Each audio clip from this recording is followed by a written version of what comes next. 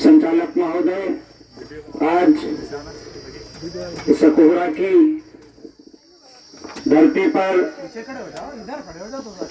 हो रहे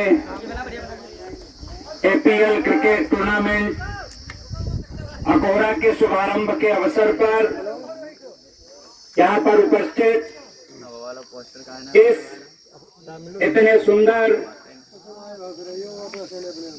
प्रतिभाओं के प्रदर्शन वाले कार्यक्रम के आयोजक हमारे प्रिय अनुज श्री विशाल अवस्थी जी, यहाँ पर उपस्थित डॉक्टर लोकेंद्र यादव जी सहित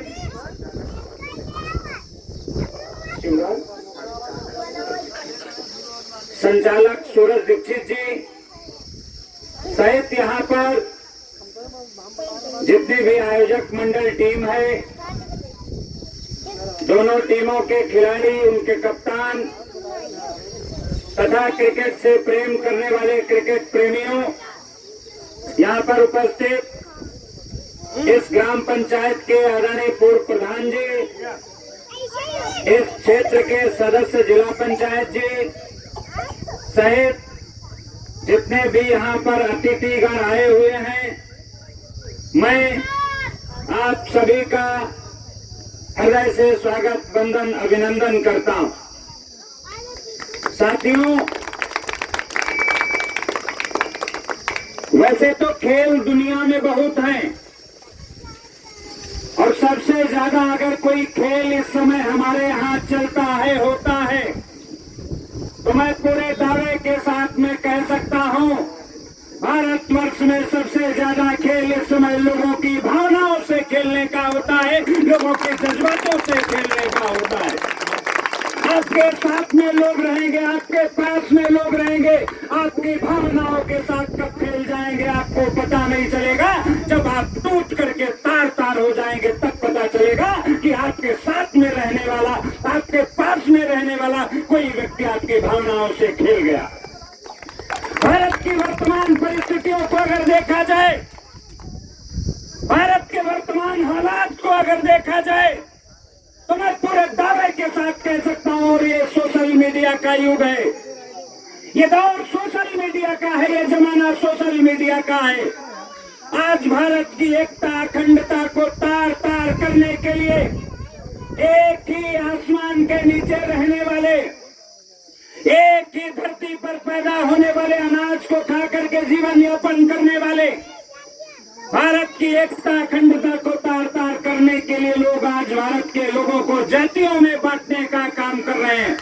भारत के लोगों को धर्म के नाम पर बांटने और लड़ाने का काम कर रहे हैं। उन परिस्थितियों में भारत की एकता और अखंडता को अगर किसी ने जीवित रखा है, भारत के धर्म को अगर किसी ने जीवित रखा है, तो क्रिकेट का खेल है। जब हमारे क्रिकेट के खिलाड़ी इस मैदान पर उतरते हैं तो रहमान के घर से भी आवाज आती है कि भारत जीतना चाहिए, और राम मनोहर के भी घर से आवाज आती है कि भारत जीतना चाहिए। क्रिकेट ही एक ऐसा क्षेत्र बचा है, क्रिकेट ही एक ऐसा खेल बचा है जो भारत के करोड़ों करोड़ लोगों को एकता के धागे में पिरो करके भारत की विजय की कामना करता है।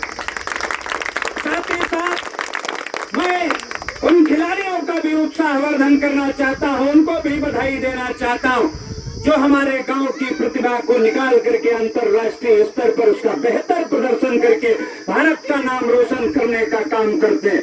साथियों, यह खेल सिर्फ धन कमाने का खेल नहीं है।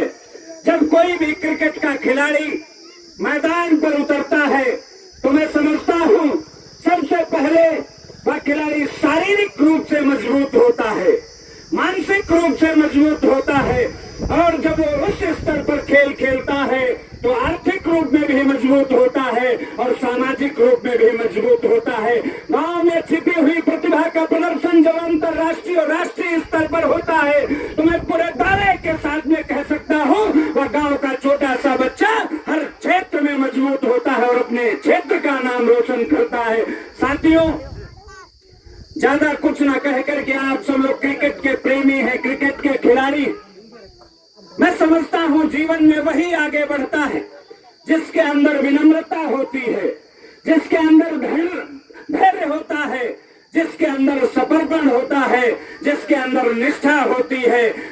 अंदर लगन होती है और जिसके अंदर सपना देख करके उस सपने को साकार करने की क्षमता होती है, वह व्यक्ति आगे बढ़ता है। यह सारी चीजें आपको इस मैदान पर मिलेंगी। आपकी नजरें आपके लक्ष्य की तरफ होनी चाहिए। बैट्समैन ने अगर जरा सी भी नजर बाल से हटाई तो दुर्घटना हो जाएगी। बॉलर ने अगर जरा सी भी नजर हटाई तो दुर्घटना हो जाएगी। फील्डर ने अगर जरा सी भी नजर हटाई तो दुर्घटना हो जाएगी। एक बाल में एक मैच समाप्त हो जाएगा।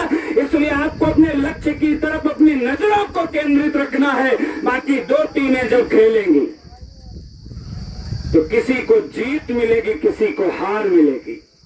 वहां पर भी आपको निराश नहीं होना है। हार ही एक ऐसा उपहार है जो आपको जीत की दहलीज तक ले जाती है। जिस दिन आप हारेंगे उसी दिन आप बाजी मारेंगे, ये भी तय है। और यहाँ तो मैं अपनी बात को समाप्त करूंगा, क्योंकि मेरा समय यहाँ 10 बजे का